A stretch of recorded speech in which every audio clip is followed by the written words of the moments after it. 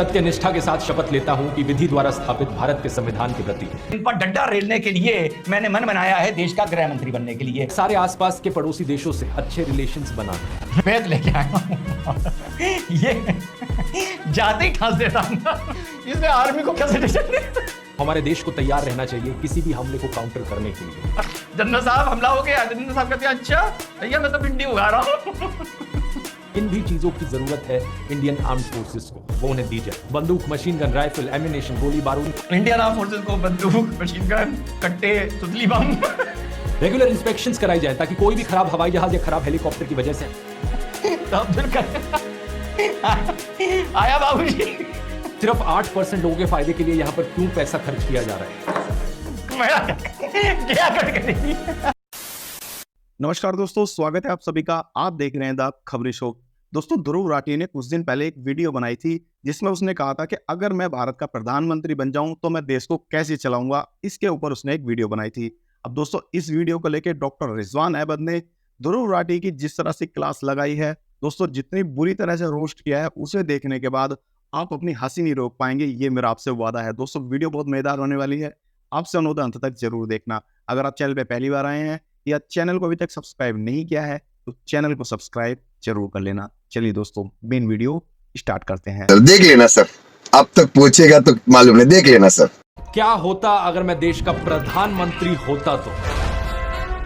अगर मैं सरकार की जगह होता तो मैं क्या करता? देखो, वैसे तो अभी के लिए पॉलिटिक्स में आने में मेरी ऐसी कोई ख्वाहिश नहीं है, लेकिन अगर हमें देश को सही मायनों में बेहतर बनाना है तो इस सवाल पर विस्तार में बात करनी जरूरी है, क्योंकि सपने पूरे होने के लिए हमें पहले सपने देखना जरूरी है। मैं ध्रुव राठी सत्य निष्ठा के साथ शपथ लेता हूं कि विधि द्वारा स्थापित भारत के संविधान के प्रति सच्ची श्रद्धा और निष्ठा रखूंगा तथा मैं भय और पक्षपात, अनुराग या द्वेष के बिना सभी प्रकार के लोगों के प्रति संविधान और विधि के अनुसार न्याय करूंगा। नमस्कार दोस्तों, क्या होता अगर मैं देश का होम मिनिस्टर, गृह मंत्री होता?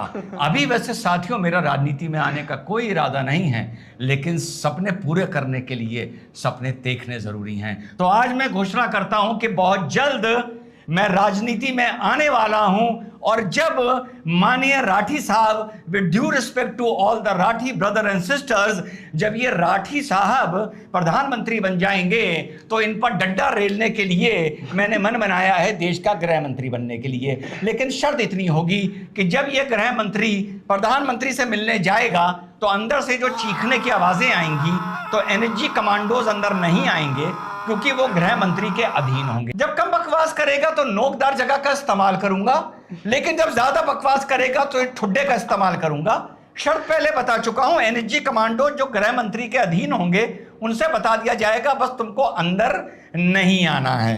और जब कभी कभी घर में बैठ के बोर हो रहा हूंगा, शराब पी लूंगा, नशे में धुत होऊंगा, तो अपने प्रधानमंत्री से मिलने जरूर जाऊंगा, इस लाठी के दम पर अपनी एनर्जी रिलीज करने के लिए। मैं गृह मंत्री बनने जा रहा हूं जब ये with due respect to all the Rathi brothers and sisters, जब ये राठी प्रधानमंत्री बनेगा तो इसके पिछवाड़े जब तक तब तक बेत चलाता रहूंगा जब तक पिछवाड़ा छिन बिन ना हो जाए।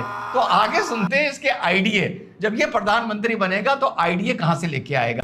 पीस यानी शांति और सेफ्टी, ये किसी भी देश की नींव की तरह है। इसके कई सारे अलग अलग हिस्से हो सकते हैं, जैसे कि पहला बॉर्डर सिक्योरिटी, दूसरा हो सकता है आतंकवादी हमलों से सेफ्टी, तीसरा है दंगे, धर्म के नाम पर या एथनिसिटी के नाम पर क्लैशेस, जैसे कि 2020 में दिल्ली के दंगे हुए। लेकिन सच बात यह है दोस्तों कि सॉल्यूशन की पहली स्टेप यही है, प्रॉब्लम को डायग्नोस करना। हाँ, सॉल्यूशन का पहला स्टेप है बेवकूफ इंसान, प्रॉब्लम को डायग्नोस करना। जो मैंने ये बताया कि पहले यार तू उस प्रॉब्लम को डायग्नोस तक कर कि बॉर्डर पर हमें गलती कर कौन रहा है, हमें परेशान कर कौन रहा है।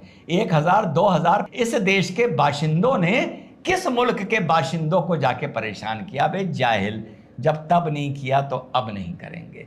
पर तू ये नहीं बोलेगा कि बॉर्डर सिक्योरिटी के चलते कौन सा मुल्क नंबर 1 पर है जो हमारे भारत को परेशान कर रहा है, क्योंकि जब ये तू बात बोलेगा तो तुझे सुनने वाले जाहिल तुझे गालियां देंगे। और तू ये भी नहीं बता रहा, जैसे मैंने पहले बताया, कि इस देश में और दुनिया में आतंक मजहब के नाम पर कौन फैला रहा है। तू ये भी नहीं बताएगा, क्योंकि तेरे सुनने वाले जाहिल फिर तुझे गालियां देंगे। फॉर एग्जाम्पल, अगर लोकल पुलिस स्टेशन मना कर देता है FIR फाइल करने से, तो लोगों के लिए एक ऐसी फैसिलिटी होनी चाहिए कि कंप्लेन करने वाला SP के ऑफिस में जा पाए और वहां पर FIR दर्ज करा पाए। साथ ही साथ एक डिपार्टमेंटल इंक्वायरी भी बिठाई जाए कि उस पुलिस स्टेशन में उस पुलिस ऑफिसर ने क्यों नहीं करी FIR रजिस्टर। अरे मूर्ख, तुझे पता है कि ये प्रोविजन अभी भी लॉ में है? मूर्ख, तुझे पता है ये प्रोविजन अभी भी CRPC में है कि अगर थाना प्रभारी तुम्हारा मुकदमा ना लिखे तो तुम SSP के पास जा सकते हो। प्रोविजन 156(3) में ये भी है कि तुम कोर्ट जा सकते हो। अगर कोई संगीन मामले में तुम्हारा मुकदमा ना लिखा जाए तो प्रभारी के खिलाफ इंक्वायरी बैठती है, प्रभारी सस्पेंड होते हैं। लेकिन मूर्ख, तुझे दूसरा बात नहीं पता कि तुझे इस बात का अभी संज्ञान नहीं है और ज्ञान नहीं है कि अगर तेरे हिसाब से हर FIR लिखने पर पुलिस आ जाए ना तो समाज में हाहाकार मच जाएगा, हाहाकार। तुझे पता है कि इस देश में कितनी फर्जी FIR लिखवाई जाती हैं? चूजे 60 किलो के जर्मनी में बैठ के आ, तो बन जा के प्रधानमंत्री, फिर देख मैं गृह मंत्री बनकर कैसे रेलता हूं ये तेरे अंदर। आगे चलो। एग्जाम्पल से समझाऊं, क्रॉस बॉर्डर सिक्योरिटी से शुरुआत करते हैं। यहां पर प्रिवेंटिव सॉल्यूशन क्या हो सकता है? एक इफेक्टिव फॉरेन पॉलिसी होना, हमारे सारे आसपास के पड़ोसी देशों से अच्छे रिलेशंस बनाना।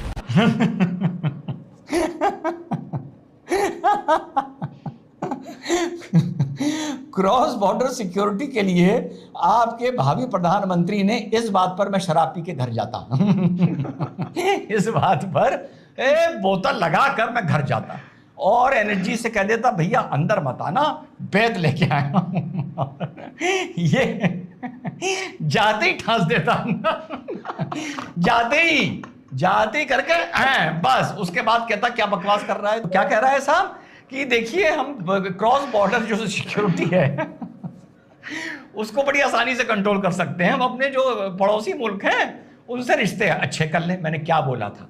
ये पड़ोसी मुल्क की कभी बात नहीं करेगा, इसी का ये चूतिया खा रहा है और किसी का नहीं खा रहा है। तो इसका मतलब सबसे ये रिश्ते अच्छा कर लेगा। ये कहेगा भैया सुनो इधर आओ, ये देखो ऐसा है कि POK की तो हमारी कोई मतलब नहीं है उससे, भैया ऐसा है तुम हमारा कश्मीर भी ले जाओ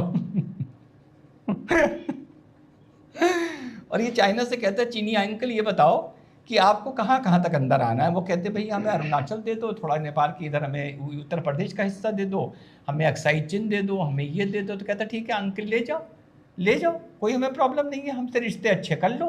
तो इसका मतलब ये है कि हमारी सरकार ने आज तक पड़ोसी मुल्कों से रिश्ते अच्छे नहीं करे, इसी मारे तो क्रॉस बॉर्डर प्रॉब्लम हो रही है, इसी मारे तो पूरी दुनिया में देश में हमारे आतंकी आ रहे हैं, यही कारण है। तो भैया दे दो, अंकल को दे दो, सबको सब ठीक हो जाएगा। आगे चलते हैं। Former prime minister Atal Bihari Vajpayee ने बड़े फेमसली कहा था, we can choose our friends but not our neighbours. यानी कि हम अपने दोस्त चुन सकते हैं लेकिन पड़ोसी नहीं। हाँ, यही अटल बिहारी वाजपेयी गले मिलने गए थे गले मिलके जब लौटे तो कारगिल पर 3500 जिहादी चढ़ गए थे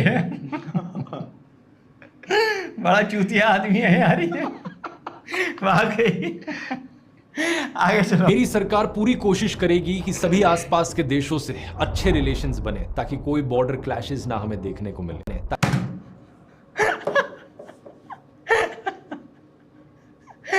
तेरी सरकार कोशिश कर नहीं पाएगी क्योंकि अब तक तो जो गृह मंत्री होगा वो तख्ता पलट चुका होगा तेरा तू होगा तिहाड़ में बंद और जब भी तेरा गृह मंत्री दारू ज्यादा पी लेगा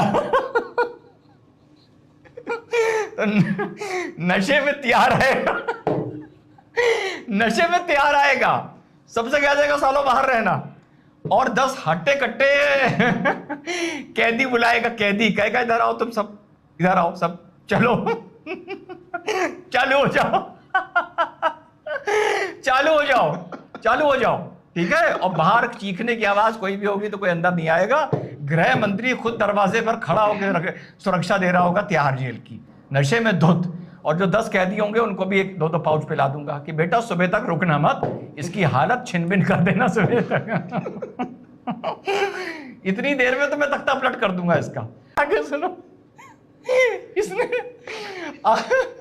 इसने आर्मी को क्या सजेशन दिया लेकिन अगर किसी भी कारण से ऐसा नहीं होता तो हमारे देश को तैयार रहना चाहिए किसी भी हमले को काउंटर करने के लिए। अभी तैयार नहीं है, अभी तैयार नहीं है। अभी कहता है जनरल साहब हमला हो गया। जनरल साहब कहते हैं अच्छा भैया मैं तो भिंडी उगा रहा हूं।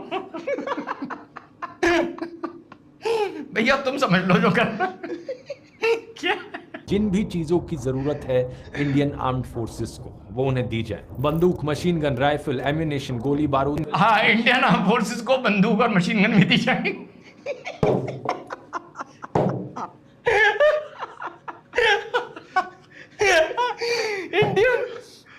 इंडियन आर्म फोर्सेस को बंदूक, मशीन गन, कट्टे, सुतली बम, बर्बाद सारे ने पागल कर दिया यार। अरे भैया, bullet proof jackets, protective head gear, camouflage uniforms, night vision goggles. भैया बुलेट प्रूफ जैकेट भी दी जाएंगी। अभी तो बेचारे जो होता है ना चावल का पैरा जानते हो ना, वो बांध के चलते हैं बेचारे। अच्छा हाँ, हैंड ग्रेनेड भी दिए जाएंगे। हैंड ग्रेनेड अभी तक नहीं थे बेचारे, बाहरों को बारूद दे दिया जाता था कि सुतली से पान पराग के डब्बे में बम बना लो। आगे सुनो, ये सब भाई दिया जाएगा आपका प्रधानमंत्री। अच्छा, इतने में डिफेंस मिनिस्टर इसके घर आ जाएगा कटहल लेके। इसका बहुत बुरा हाल होने जा रहा है। रेगुलर इंस्पेक्शंस कराई जाए ताकि कोई भी खराब हवाई जहाज या खराब हेलीकॉप्टर की वजह से। भैया सारे हथियारों का, हेलीकॉप्टरों का, सबका रेगुलर इंस्पेक्शन होगा। जैसे जैसे आदमी गया, उसने कहा फाइटर प्लेन चल रहा है, उसने कहा अरे अब्दुल, अरे टायर तो पंचर है इसका। तो अब्दुल आया बाबूजी, अभी टायर का पंचर बना देता हूं, है ना। रेगुलर इंस्पेक्शन होंगे। ऐसा नहीं कि भैया हेलीकॉप्टर उड़ रहा है, 3 पंखे बजाए 2 ही पंख लगे हुए हैं उस टाइम, अब उड़ गया, गिर गया हेलीकॉप्टर। यार ये मतलब क्या चीज है यार, ये क्या चीज है।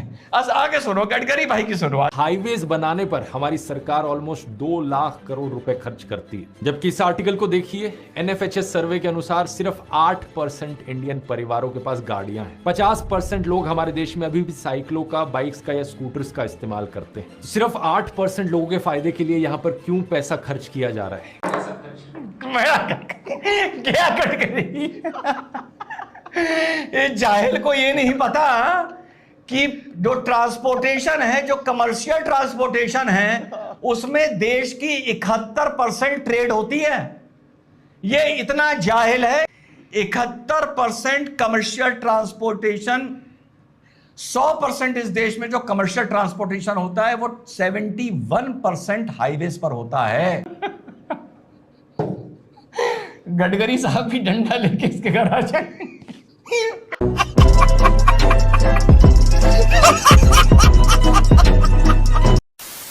तो दोस्तों, अगर आपने वीडियो अंत तक देखी है तो उम्मीद है आपको वीडियो पसंद आई होगी। वीडियो के बारे में आपकी क्या राय है कमेंट्स करके जरूर बताएं। वीडियो को अंत तक देखने के लिए आप सभी का बहुत बहुत धन्यवाद।